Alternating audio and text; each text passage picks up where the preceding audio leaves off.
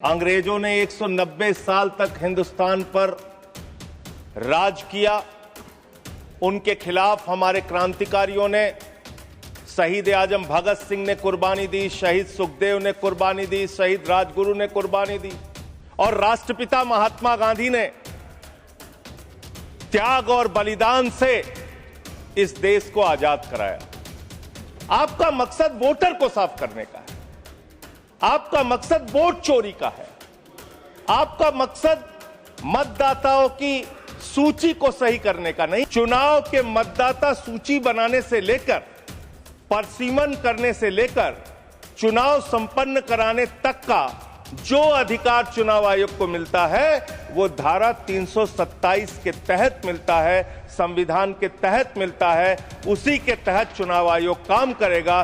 चुनाव आयोग कोई राजनीतिक पार्टी नहीं है, उसको चुनाव नहीं लड़ना है। चुनाव लड़ना है राजनीतिक पार्टियों को। राजनीतिक पार्टियां बैठती हैं पार्लियामेंट में और संविधान के मुताबिक जो 327 के तहत पावर चुनाव आयोग को दी जाएगी, उसी के तहत चुनाव संपन्न होगा। अब आगे आ जाइए सर। जिन मंत्रियों के घर में 3 वोट था, जिन सांसदों के घर में 5 वोट था, वहां किसी के घर में 33 वोट हो गया, किसी के घर में 26 वोट हो गया, किसी के घर में 22 वोट हो गया। और इसका सारा प्रमाण मान्यवर हम लोगों ने चुनाव आयोग को लिख कर दिया। तो आप तो कहते हैं मुसलमान देश की आबादी बढ़ा रहे हैं, आप तो 6-6 महीने में 18-18 साल के बच्चे बढ़ा ले रहे हैं, 33-33 वोट बढ़ा ले रहे हैं। ये कहां से आ रहे हैं?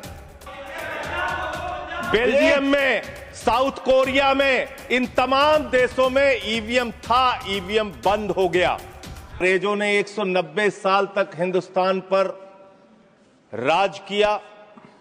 उनके खिलाफ हमारे क्रांतिकारियों ने, शहीद आजम भगत सिंह ने कुर्बानी दी, शहीद सुखदेव ने कुर्बानी दी, शहीद राजगुरु ने कुर्बानी दी, शहीद राम प्रसाद बिस्मिल ने कुर्बानी दी, शहीद खुदीराम बोस ने कुर्बानी दी, शहीद अशफाक उल्लाह ने कुर्बानी दी, शहीद रोशन सिंह ने कुर्बानी दी और राष्ट्रपिता महात्मा गांधी ने त्याग और बलिदान से इस देश को आजाद कराया। और जब हमारा मुल्क आजाद हुआ तो भारत के संविधान के रचयिता बाबा साहब डॉक्टर भीमराव अंबेडकर जी ने कहा, इस देश में वोट के मामले में सब समान होंगे। राष्ट्रपति के वोट की भी गिनती एक होगी, प्रधानमंत्री के वोट की भी गिनती एक होगी, मुख्यमंत्री के वोट की गिनती भी एक होगी, सांसद विधायक के भी वोट की गिनती एक होगी और गांव में रहने वाले मजदूर के वोट की गिनती, दलित के वोट की गिनती, पिछड़े समाज के लोगों के वोट की गिनती, आदिवासी के वोट की गिनती एक होगी। आज एसआईआर के जरिए यह जो चर्चा पूरे देश में एक खौफ का माहौल बना हुआ है, क्या वास्तव में एसआईआर के जरिए आप मतदाता सूची को साफ करना चाहते हैं या वोटर को ही साफ करना चाहते हैं? आपका मकसद वोटर को साफ करने का है, आपका मकसद वोट चोरी का है, आपका मकसद मतदाताओं की सूची को सही करने का नहीं है। इसलिए यह चिंता है सबको। और दूसरी बात, क्या यह संवैधानिक अधिकार चुनाव आयोग के पास है? मान्यवर बाबा साहब डॉक्टर भीमराव अंबेडकर जी ने जो देश का संविधान लिखा, हालांकि आपको गांधी से भी समस्या है, अंबेडकर से भी समस्या है, आपकी नेता प्रज्ञा ठाकुर तो राष्ट्रपिता महात्मा गांधी के बारे में अपशब्दों का इस्तेमाल करती हैं। आप लोगों को गांधी के आदर्शों से कोई लेना देना नहीं। विषय पे ही बोल रहा हूं। विषय है ये, विषय पे बोल रहा हूं। डिस्कशन, गांधी के त्याग से ही वोट का अधिकार मिला है सर। बोले सर, गांधी के त्याग से ही वोट का अधिकार मिला। अलग बहस करने की आपका नहीं तो अगर गांधी का नाम ले लिया तो इसमें क्या समस्या है? आप समस्या सर, इसमें क्या समस्या है? विषय पर बोलिए, विषय पर बोलिए सर। बाबा साहब डॉक्टर भीमराव अंबेडकर जी ने जो संविधान लिखा, उस संविधान की धारा 327 क्या कहती है?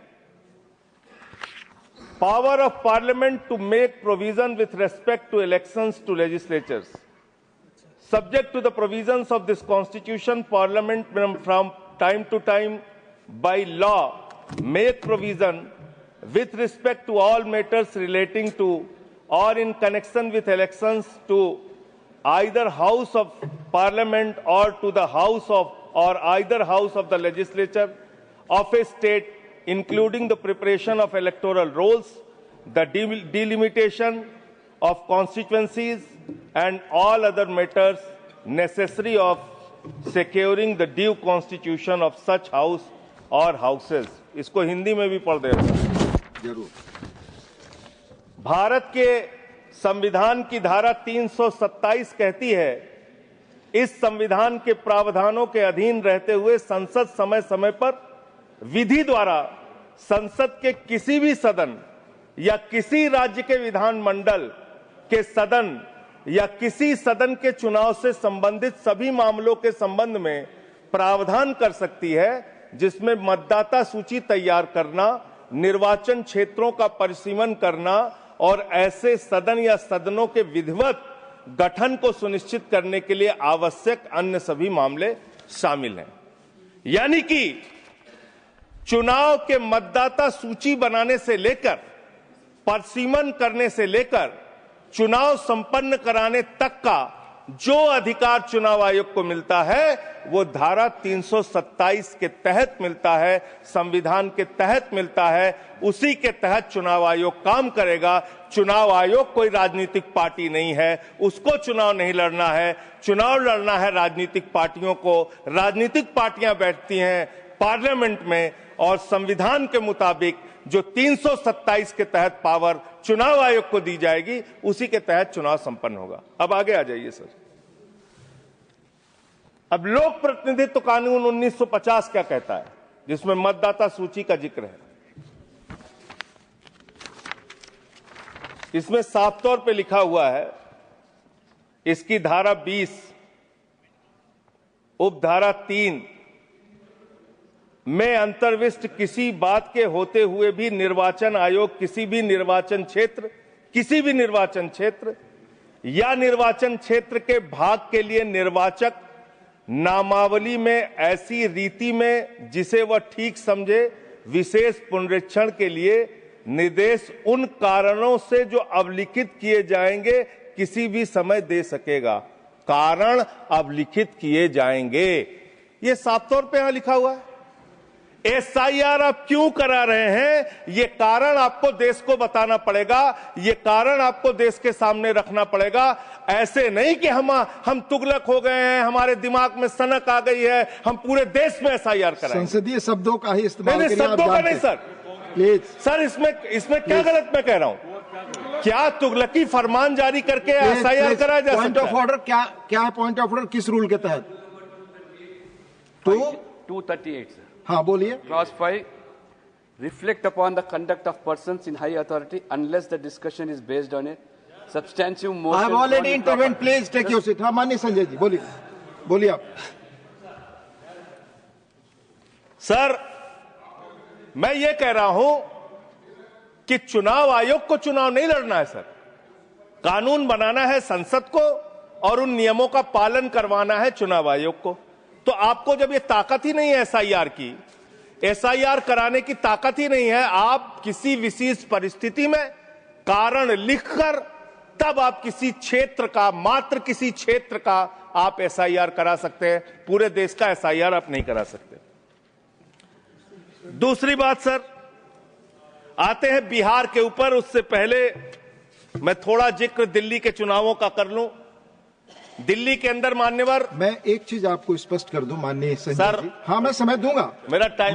माननीय चेयरमैन ने यह बहस शुरू होने के समय ही 3 चीजें बहुत स्पष्ट की थी। उसमें एक ये भी बताया था कि honourable members, I would like to remind you that matters concerning a special intensive revision of electoral laws in various states are presently sub judice and under education of the Supreme Court of India. In this context, your attention is invited to Rule 238(1) of the Rules of Procedure and Conduct of Business in the Council of States, which states that a member while speaking shall not refer to any matter of fact on which a judicial decision is pending.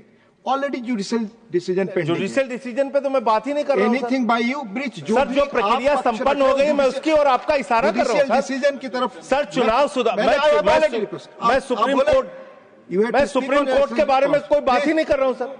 You are discussing SIR. मैं तो सिर्फ इसलिए process मैंने के आपको बारे में फिर- बात कर रहा हूं फिर मैंने आपको बता दिया। प्लीज आप बोले। सर देश में जो दिल्ली का जो चुनाव हुआ सर, उस दिल्ली के चुनाव में हमने बार बार शिकायत की चुनाव आयोग से। चुनाव आयोग चुनाव के दौरान दी गई शिकायतों को गंभीरता से लेने और उसका निस्तारण करने के लिए बना है। दिल्ली के अंदर जो नई दिल्ली कॉन्स्टिट्यूएंसी है, अरविंद केजरीवाल जी की कॉन्स्टिट्यूएंसी, वहां पर सर चुनाव शुरू होने से पहले ही 42,000 वोट काट दिए गए। 42,000 वोट काट दिए गए। उसका कोई कारण पता नहीं क्यों काट दिए गए। वो 42,000 वोट काट दिए गए।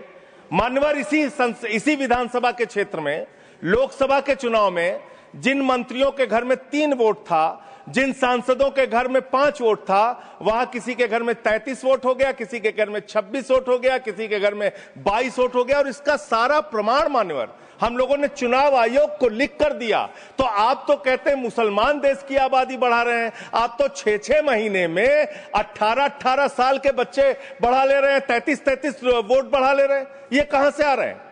ये कहां से आ रही है? आबादी आपकी कैसे बढ़ रही है? दिल्ली में पूरी तरीके से आपने चुनाव का घपला किया, जिसका हम लोगों ने लिखित शिकायत दी थी। एक ही भारतीय जनता पार्टी के पदाधिकारी ने 11,000 वोट कटवाने के लिए शाहदरा में एप्लीकेशन दी थी। 24 बीजेपी